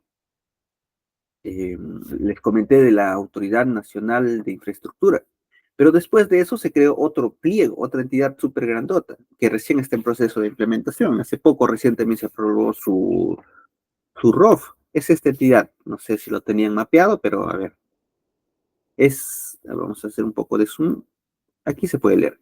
Se llama Organismo de Estudios y Diseño de Proyectos de Inversión, OEDI. Ahorita está en proceso de implementación. O sea, no es, se constituye como pliego, mira que vamos a ver, pliego, mira, ve. ¿Qué dice aquí? Se constituye como pliego presupuestal, pero recién está en proceso de implementación. Hace poco se creó, o sea, recién para el próximo año posiblemente vaya a aparecer en la consulta amigable, recién vaya a trabajar sus otros instrumentos. Este proceso de implementación. Este es entonces el organismo que se ha creado hace poquito, de los grandes, ¿no? Esto se crea con ley. Este tipo de, cuando son pliegos, así como los organismos públicos ejecutores, los pliegos también se crean por ley. Pero pregúntale a tu vecino, pregúntale a tus amigos, nadie sabe que se ha creado esta entidad, porque de esta forma, o sea, este tipo de políticas es la más abstracta de todos, porque no tiene una vinculación directa con nosotros, al menos, ¿no? O sea, lo vemos de esa manera, no tiene vinculación con nosotros. No nos afecta, ¿no? No nos afecta directamente. En cambio, una política regulativa sí. Por ejemplo, que salga una ley donde, no sé, te obliga a que todos, no sé, pintemos nuestra casa de cierto color. Ahí comienza el tema de la turbulencia, no sé quién va a querer pintar su casa de un mismo color. Pero hay casos que se han presentado, luego ya les voy a comentar esos otros casos donde se obliga a que las personas pinten su casa de un solo color y lo han hecho porque si es por ley, tenemos que hacerlo, tenemos que cumplirlo, ¿no? Son casos sí particulares que ejemplifican ese poder de coerción que tienen las entidades públicas. Tenemos niveles de políticas públicas, las que están más arriba de todas son las políticas de Estado, no tenemos 35 políticas de Estado, son las de largo plazo, son las aspiraciones que queremos nosotros como sociedad. Luego tenemos la política general de gobierno. Esta lo establece cada presidente que ingresa para sus 5 años de gestión. Pero como en los últimos años hemos tenido presidentes que no han terminado su gestión, entonces se actualiza también, ¿no? Han tenido que actualizar. Esta política general de gobierno, a través de esta política general de gobierno se prioriza cuáles van a ser los ejes sobre los cuales se va a enfocar el gobierno de turno. Y en base a eso, los ministerios, que son los que rigen las políticas nacionales, van a tener que actualizar. Es por eso que ya están trabajando muchos ministerios sus políticas nacionales, están aprobando sus políticas nacionales al 2030 que se ha establecido ese plazo. Luego tenemos las políticas territoriales, aquí están las de los gobiernos regionales y de las municipalidades. Luego tenemos las políticas institucionales, que son elaboradas, que son trabajadas por cada pliego. Estas políticas institucionales lo trabajan los pliegos. Muy bien. Eso que he comentado, aquí lo tenemos ya escrito, cada una de estas políticas. Luego, ¿Cómo podemos clasificar a las políticas públicas? Hay diferentes maneras. Yo les voy a mostrar algunas de ellas. Podemos clasificarlo en políticas económicas y en políticas sociales. Políticas económicas y políticas sociales. A ver, todo lo que tiene que ver con el tema del proceso económico de nuestro país, queremos regular, queremos orientar sobre el proceso económico de nuestro país, corresponde a la política económica. Por ejemplo, no queremos que la inflación esté elevado porque la gente no va a tener con qué adquirir, va a subir el precio. Ah, muy bien. Entonces, eso es una política económica. Y vamos a reducir el impuesto a la Amazonía para que se desarrollen. Ah, muy bien, esa es otra política económica. Pero dentro de la política económica tenemos, eh, ¿cómo podemos decir? Subtipo de políticas económicas. Por ejemplo, en lo que era el tema de inflación, eso corresponde a la política monetaria. En el tema de la reducción de impuestos o la exoneración de impuestos para la Amazonía, corresponde a políticas fiscales. Las políticas fiscales tienen que ver con la recaudación, o sea, el tema de impuestos, y también qué hacemos con esos impuestos. Queremos apoyar, por ejemplo, a los exportadores de productos de, no sé, agrícolas. Muy bien. ¿Ese qué tipo de políticas son? Políticas comerciales. Queremos apoyar a las cadenas productivas en la selva que están procesando la palta, la piña, la naranja. Ah, muy bien, esas son políticas industriales. Entonces vamos a tener diferentes tipos de políticas económicas. Cada una de ellas va a impactar, va a regular, va a orientar nuestro proceso económico en el país. Entonces, si nosotros queremos seguir creciendo, desarrollándonos, tener estabilidad, las políticas económicas juegan un rol importante. Y ahí podemos vernos de las diferentes decisiones que se toman en el gobierno, ¿es política económica o es política social? La política social está relacionado con el tema de bienestar social. Si la política económica busca el crecimiento económico, o sea, que haya más dinero en el país, la política social busca que ese crecimiento económico llegue a todas las capas de la sociedad. ¿Y cómo lo va a hacer eso? Por ejemplo, si hablamos a nivel de regiones naturales, costa, sierra y selva, ¿dónde hay mayor desarrollo? ¿Dónde hay mayor crecimiento económico? ¿Dónde se genera la mayor cantidad de PBI? Obviamente en la costa. En la costa. Es así, o sea, ¿dónde están concentrados la mayor cantidad de universidades? En la costa. En la selva hay una mínima cantidad, en la sierra también hay algunas universidades. Entonces, ¿dónde hay mayor crecimiento económico? ¿Dónde se genera mayor dinero? En la costa.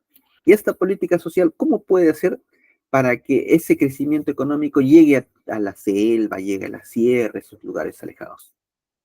Pues lo que hace es agarrar esos recursos. Los agroexportadores, las empresas mineras, las pesqueras, esas grandes empresas tributan grandes cantidades, millones de soles. Entonces, ¿el Estado qué hace? Agarra esos tributos y lo lleva a esos lugares bastante alejados. ¿A través de qué? Normalmente es a través de programas sociales, intervenciones sociales, ¿no?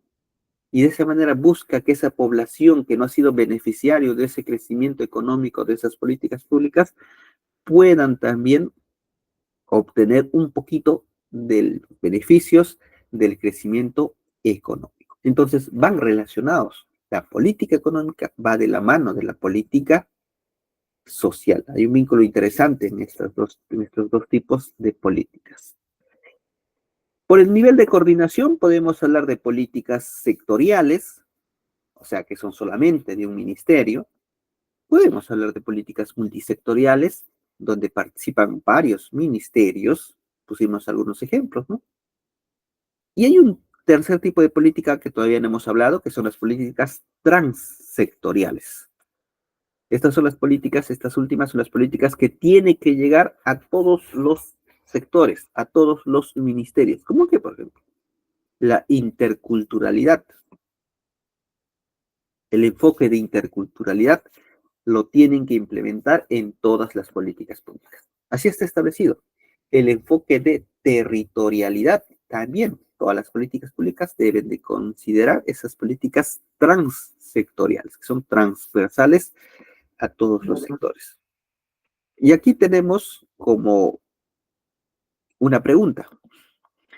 Hemos mencionado, y creo que ya la respuesta ya la hemos comentado, una política, perdón, una ley será una política pública, una ley será una ley será una política pública.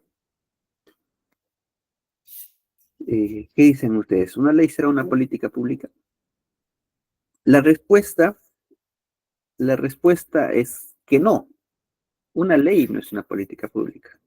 Pero, ¿qué rol entonces juega una ley? ¿Cómo se vincula una ley con una política pública? Porque siempre escuchamos, ¿no? Las leyes y diarios se publican leyes. ¿Tiene alguna relación con las políticas públicas? Claro que sí. Una ley es un instrumento que permite implementar políticas públicas. Una ley es un instrumento que permite implementar las políticas públicas. Es uno de los tantos instrumentos. Pongamos ejemplos, para que quede claro cómo es que una ley es un instrumento de una política pública. ¿Se acuerdan hace unos años atrás, cuando eh, se buscaba, ¿no? Todos nosotros buscamos una alimentación saludable, pero si tú quieres saber cuáles son los ingredientes de esa, no sé, de ese producto que tú encuentras en la tienda, de qué está hecho, cuáles son sus componentes, la letra es chiquitita.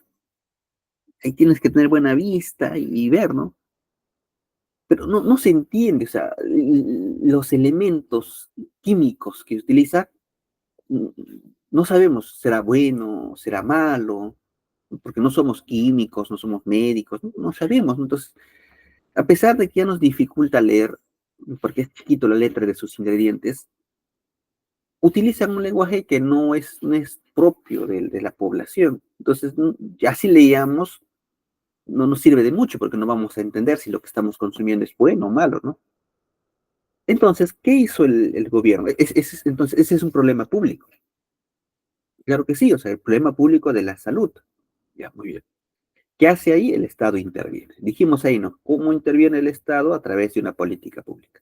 Entonces, queremos que la población se alimente más saludable. Eso es lo que buscamos. ¿Cómo lo logramos? ¿Cómo tú puedes obligar a que las empresas hagan algo sobre esa situación? ¿Puedes hacerlo con una resolución ministerial? No. ¿Puedes hacerlo con un decreto supremo? No. ¿Cuál es el documento que sí permite a que todas las empresas eh, hagan algo? Es una ley. Entonces, se comenzó a trabajar lo que es la ley de los octógonos.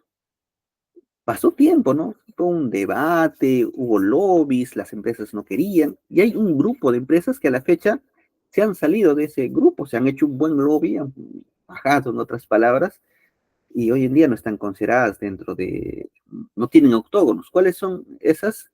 Las de suplementos vitamínicos, las de las leches para los bebés, para los adultos mayores. También tiene azúcar, pero a través de sus lobbies, finalmente ellos lograron de que no están considerados dentro de ese grupo. Entonces nosotros vamos a la farmacia, a la tienda, compramos esas leches y vemos que no tiene octógonos. Ah, entonces esto es un producto saludable. Mentira, también tiene azúcar, solamente que ellos, a través de ciertos mecanismos, no están considerados no están obligados a que pongan sus octógonos. Y otras empresas hicieron otras jugadas también. Se pedía que tenga ciertas dimensiones, ¿no? Y ahí recién tenías que utilizar octógonos. ¿Qué hicieron? Disminuyeron el tamaño. Es por eso que hay galletas que antes eran así grandecitas. Me acuerdo así de galletas que consumía cuando iba a la escuela. Hoy en día son pequeñitas. Y uno dirá, no, lo han reducido porque para que no suba mucho el precio. Puede ser, pero yo considero que eso obedece más a que como está dentro o está fuera del rango que establece la ley para que pongan octógonos, entonces ya no es necesario. Y de verdad, miren, esas galletas que han reducido su tamaño no llevan octógonos porque no están obligadas. Entonces se busca esas maneras, esas formas de sacarle la vuelta a la ley, ¿no? Muy bien, entonces se buscaba de que la población esté informada sobre lo que consume. Entonces, a través de esos octógonos, tú ya sabes si el producto que vas a consumir tiene alta cantidad de sodio, grasa o tiene azúcar. Tú ves, agarras el producto y ya sabes, ¿no? Que tiene, por ejemplo, sodio. Ah, muy bien, entonces si tú ya estás, no sé, padeces alguna enfermedad, entonces ya sabes que ese producto no debes de consumir. Entonces, si nosotros tenemos una política pública de salud y queremos que se implemente, un instrumento que vamos a utilizar es una ley. Esa es la vinculación entonces. Las leyes son instrumentos que nos permiten implementar políticas públicas. Otros instrumentos que tenemos es, por ejemplo, los planes, las estrategias que hemos comentado. Aquí están los planes, las estrategias. El presupuesto también es un instrumento. ¿Qué más tenemos? El tema de los incentivos, ¿no? El tema de los incentivos. Bastantes trabajan con las municipalidades, por ejemplo, los incentivos, los gobiernos regionales, si es que ejecutan, sus presupuestos tienen un incentivo a la ejecución de inversiones. También hay sanciones, ¿no? Si no cumples, también te pueden sancionar. El tema de concientización, información, aquí está, también es un instrumento. Y así, hay otros instrumentos más que nos permiten implementar políticas públicas. Es interesante hablar sobre los instrumentos de políticas públicas. Ahí están los programas sociales también, los proyectos de inversión también son instrumentos de políticas públicas. Muy bien. A continuación vamos a ver cómo es que nosotros como personas, los ciudadanos, la población, participa de la gestión pública. Es importante en realidad nuestra participación, ¿no? Muchas veces elegimos nuestra autoridad y ya dejamos ya de lado. El único rol, la única participación que tenemos nosotros o la interacción que tenemos con el poder es básicamente elegir nuestra autoridad. Haga buena gestión, mala gestión, lo dejamos, ya no nos interesa y nos quejamos, ¿no? Eso es lo que básicamente hacemos, nos quejamos y no tomamos otras medidas. Entonces, a continuación, lo que vamos a ver es cómo nosotros como ciudadanos podemos participar o qué mecanismos ha diseñado el Estado para que el ciudadano, la comunidad, la población pueda participar de esas decisiones que se toman en la gestión pública. Y hay interesantes mecanismos que se han diseñado. Para eso tenemos esta frase: lo público nos afecta a todos, para bien o para mal.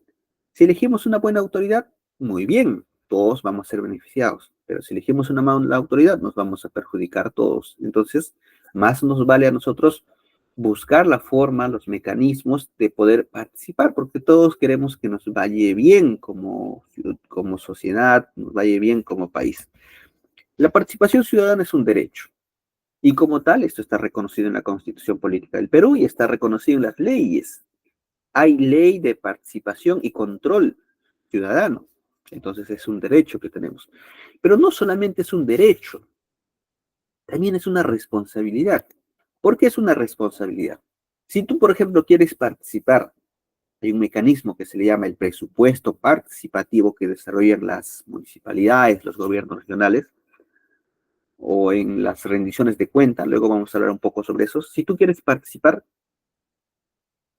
sin conocer de qué es un presupuesto público, sin conocer qué es una inversión, sin conocer, no sé, los temas relacionados a ese tema, puedes ir y apoyar en las decisiones que se vayan a tomar, en las prioridades que se le vaya a dar a ese presupuesto que se ha considerado. Obviamente que no. Si nosotros entonces queremos ejercer este derecho, tenemos la responsabilidad de conocer sobre los temas en los cuales nosotros vamos a participar. Y lamentablemente, esto no es un requisito para nuestras autoridades, ¿no? A ninguna de nuestras autoridades les piden que tengan cursos, que tengan diplomados de gestión pública, pero a los que trabajamos en la parte operativa sí nos piden, ¿no? Tú quieres ingresar a trabajar a un gobierno regional, a un ministerio, a una municipalidad, te piden que tengas un diplomado, un curso de gestión pública. Pero nuestras autoridades no deberían ser ellos los que más conocen sobre este tema de gestión pública. Creo que ahí estamos, entonces, hay una opción de poder mejorar la gestión pública. No sé cuánto bien nos ayudaría de que nuestras autoridades estén en la obligación de tener cursos, diplomados, y si eso se establece por ley, se tiene que cumplir, ¿no? Lo mismo con nuestros congresistas. Muy bien, y finalmente la participación ciudadana es un complemento a la representación política. Es un derecho que nosotros tenemos, elegimos nuestra autoridad, pero no queda ahí, se tiene que complementar también luego durante la gestión. A continuación vamos a ver algunos instrumentos que tenemos, o mecanismos, es la denominación que vamos a utilizar, mecanismos de participación ciudadana. Lo bueno es que en el Perú se ha desarrollado una serie de mecanismos, dependiendo del nivel de gobierno donde estás, hay diversos mecanismos. ¿Y dónde están la mayor cantidad de mecanismos de participación ciudadana? Están distribuidos en los gobiernos regionales y en los gobiernos locales. Los ministerios, los que son del gobierno nacional, sí tienen mecanismos, pero son escasos. Son pocos los mecanismos que tienen. ¿Y por qué las municipalidades tienen mayor cantidad de mecanismos? Por ejemplo, ¿quién se encarga de organizar las juntas vecinales, las juntas de autodefensa, las mesas de lucha contra la pobreza, los comités vecinales para la seguridad ciudadana? ¿Quién se encarga de organizar a la población? Es la municipalidad. No lo hace el ministerio, no lo hace el gobierno regional, es la municipalidad. Entonces, la municipalidad, cuando hablamos ayer, ¿no? Perdón, en la sesión anterior, cuando hablamos en la sesión anterior, ¿qué dijimos sobre la municipalidad? Que es el nivel de gobierno que está más cerca a la población. Y como tal, en teoría, ¿no? Es quien da mejor los servicios porque conoce cuál es la necesidad que tiene su población. Es por eso que las municipalidades tienen una serie de mecanismos que está establecido en la ley orgánica de municipalidades, es simplemente que lo ejecuten, que lo ejerzan. A ver, aquí tenemos algunos, no son todos, hay otros más. Los que, por ejemplo, a mí me llaman la atención bastante, me interesan, son sobre los mecanismos que ha establecido la Contraloría General de la República. Hay mecanismos de participación ciudadana. Cuando hablamos del tema de control gubernamental, ahí vamos a ver qué mecanismos ha establecido. Y son bien interesantes, bien bonitos. Si tienen hijos que están en edad escolar, hay mecanismos de control con participación ciudadana donde tus hijos pueden participar. Y ya, o sea, imagínate, desde joven, desde la edad de educación secundaria, que sepas sobre el control gubernamental, qué bueno, ¿no? Y también hay mecanismos para los que ya han terminado de trabajar, o sea, los que se han jubilado. Te has jubilado, ya, muy bien. Pero quieres apoyar a la gestión pública, quieres que no exista tantos actos de corrupción. Hay mecanismos también para los jubilados. Toda tu vida, por ejemplo, trabajaste en el área de tesorería, por ejemplo. Cuando te retiras tienes una gran cantidad de conocimiento, de experiencia, de ideas, y eso la Contraloría aprovecha como un tema de voluntariado, ¿no? No te obliga, ¿quieres participar? Muy bien. No te va a pagar, obviamente, es como un voluntariado, pero puedes apoyar. Entonces, la Contraloría ha desarrollado bonitos mecanismos de participación ciudadana. Aquí no está mencionado, eso lo vamos a desarrollar ya cuando hablemos sobre ese tema. A ver, aquí qué tenemos, la consulta popular, tal vez la más conocida, la más famosa, la más histórica, no siempre hemos tenido esta parte de la consulta popular. Aquí tenemos los referéndums, por ejemplo, el último referéndum que hemos tenido, que lamentablemente no ha sido respetado por el actual Congreso, ¿no? Era que no queríamos la bicameralidad. ¿Y qué pasó? Las siguientes elecciones vamos a elegir senadores y diputados. Eso es un poco cómo están las dinámicas de poder en nuestro país actualmente. Tenemos ahí las consultas vecinales. Estas consultas vecinales normalmente se utiliza para la demarcación territorial. Vamos a crear un nuevo distrito. ¿Estás de acuerdo? ¿Sí o no? Ya. Aquí tenemos un ejemplo. Aquí tenemos un ejemplito sobre este tema. Ya. Aquí tenemos, aprueban el diseño de la cédula de sufragio para la consulta vecinal con fines de demarcación territorial. ¿Ves? Esto ha sido el 2020. Entonces aquí se buscaba crear un nuevo distrito. Muy bien, entonces hacemos esa consulta a los mismos vecinos. ¿Estás de acuerdo? ¿Sí o no? Tú eliges sí o no. Obviamente ahí tienen que participar los entes que conducen ese tema de las consultas, ¿no? OMPE en este caso. Luego tenemos las iniciativas legislativas. Como ciudadanos podemos proponer iniciativas legislativas, o sea, no solamente los congresistas son los que plantean las leyes, los colegios públicos también pueden hacerlo, el Poder Ejecutivo también puede plantear, y la población también puede hacerlo, sí puede hacerlo, pero te piden que recolectes ¿cuánto era? ¿Un 0.3 o 3% de firmas? No me acuerdo bien, pero creo que es 0.3. Es una gran cantidad, pero una vez que cumplas ese requisito, puedes presentar una iniciativa legislativa.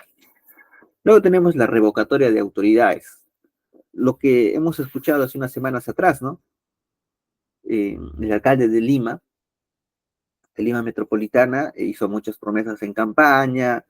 Hoy en día está bastante cuestionado su gestión, no estamos de acuerdo. Puede ser también que suceda lo mismo en los otros distritos.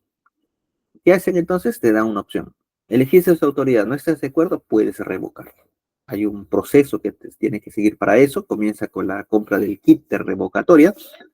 Ya lo han hecho, entonces este año posiblemente, en octubre, vayamos en aquellos distritos, en aquellos lugares donde quieren revocar a sus autoridades, vamos a tener que votar, si queremos, vamos a tener que votar o decidir nosotros si queremos que nuestras autoridades continúen, ¿no? Es una medida que está establecida por ley, o sea, no tenemos por qué aguantar durante 4 años una autoridad que no está cumpliendo con las promesas que había dicho durante su campaña. Ese es otro mecanismo también que tenemos. El presupuesto participativo, que ya lo hemos comentado, donde la misma población es quien decide cuáles van a ser los proyectos que van a ser financiados con el presupuesto de la municipalidad o gobierno regional, que estén orientados a los objetivos que han sido priorizados por la población. Nosotros queremos mejorar el tema de la educación. Muy bien, entonces vamos a elegir construir un estadio o, no sé, construir más aulas. Listo, entonces ahí la población es quien toma la decisión, ¿no? O sea, no tendría por qué priorizarse temas que la población no decide. Obviamente tiene sus limitaciones, ¿no? Pues a veces el presupuesto que se da para el presupuesto participativo es bastante reducido. Las audiencias públicas convocan las autoridades, donde nosotros podemos participar también, y les recomiendo, ¿no? Todos los que estamos interesados en este mundo de la gestión pública y no tengamos experiencia, vayamos, ¿no? Conozcamos su proceso, obviamente tenemos que registrarnos, ¿no? Los consejos de coordinación local y regional. Para eso, dentro de los gobiernos regionales y las municipalidades, dentro de la estructura que hemos visto, hay un consejo de coordinación. Ellos son los que se encargan de articular las organizaciones de base, las organizaciones sociales de base que tenemos dentro de nuestra jurisdicción, de la municipalidad, del gobierno regional. Entonces, de manera conjunta se tiene que planificar, se tiene que tomar decisiones sobre qué vamos a hacer como dentro del territorio para lograr el desarrollo. Luego tenemos las mesas de concertación para la lucha contra la pobreza, su nombre mismo lo indica, ¿no? Donde el Estado, en este caso en representación del gobierno regional, la municipalidad y la sociedad civil, nosotros, la población, se reúnen y buscan estrategias, medidas para poder combatir la pobreza, ¿no? Se ha aumentado, dicho sea de paso, la pobreza ha aumentado bastante. En la última, el año pasado, en los resultados del INEI, se incrementó la pobreza. Y para este año, los resultados del 2023 también, la pobreza sigue incrementándose en el país. En la rendición de cuentas, hace poco, el 2022, se modificó la ley orgánica de municipalidades y de gobiernos regionales y obliga, ¿no? De que tanto los gobernadores como los alcaldes hagan 2 rendiciones de cuenta al año. Entonces ahí también tenemos un espacio para poder participar. Y finalmente, los foros ciudadanos. Todos estos mecanismos que estamos mencionando aquí tienen que ser em, aprobados por las autoridades regionales y locales. O sea, tiene que haber una ordenanza que aprueba cuál va a ser el procedimiento. Por ejemplo, el presupuesto participativo, tiene que haber una ordenanza que se apruebe cómo se va a trabajar el presupuesto participativo. La parte operativa, la parte de los mecanismos, dónde vamos a hacer nuestros registros, qué necesitamos, eso se va a aprobar ya con una resolución de alcaldía o una resolución de gerencia general en caso de los gobiernos regionales. Pero todos esos procesos que se va a seguir tiene que estar aprobado. No es que ya yo quiero, no sé, una audiencia pública, ¿no? O sea, esto tiene que estar conducido, tiene que estar dirigido por las autoridades, tanto locales como regionales. Y como les comento, hay otros mecanismos más. Aquí hemos tratado de resumir los más conocidos, los principales que tenemos. Y podría el mismo gobierno local o regional establecer más mecanismos. Está abierto, o sea, no es que ya esté cerrado qué mecanismos se puede utilizar otros mecanismos, por ejemplo, el tema de la transparencia, el tema del acceso a la información, también es un mecanismo de participación ciudadana. Entonces, aquí como una recomendación es que participemos. Tenemos muchas opciones, entonces en alguno de ellos participemos para saber cómo es el proceso, qué se debe de seguir, los resultados, tal vez haya aspectos para mejorar, ¿no? Y la idea es que, ya para ir cerrando, la idea es que con estos temas, si en algún momento nos toca ocupar un cargo público, ya conozcamos, ¿no? Ya sepamos con anticipación todos estos temas y para hacerlo mejor, ¿no? O sea, nuestra gestión pública hoy en día tiene serias deficiencias, ¿no? Básicamente esto es por las autoridades que son las que conducen, ¿no? Entonces, si en algún momento nosotros llegamos a ocupar cargos públicos, nos va a ayudar bastante tener estos conocimientos, ¿no? Decían, ¿no? Que el peor enemigo de la corrupción es una población informada. Es una frase que se me quedó de un curso donde asistí. Muy bien, entonces ahora vamos a dar pase a las preguntas, a los... Uy, ¿qué pasó acá? A ver, un momentito, por favor. Mientras pueden ir escribiendo en el chat, por favor, las preguntas, los comentarios. Pueden levantar la mano. Ya, ahora sí, creo que está mejor así. Aquí está. Listo, aquí lo dejamos entonces. A ver, doy pase en todo caso para que se pueda canalizar las consultas que pueda haber.